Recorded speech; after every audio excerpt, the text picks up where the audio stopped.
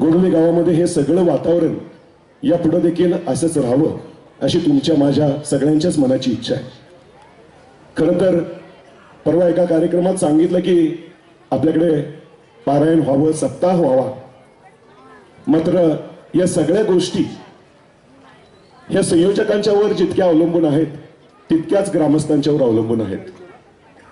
पारायण कार्यक्रम हे नंतरची गोष्ट आहे. मात्र एवढं कोट्यवधी रुपयांचं मंदिर आपण उभं केलेलं आहे, त्याच्यामध्ये देव बसवलेले आहेत. आता खरं काम सुरू आहे. आता खरी जबाबदारी तुमच्या आमच्या सगळ्यांची आहे. देव कशाचा भुकेलेला आहे? देव भावाचा भुकेलेला आहे.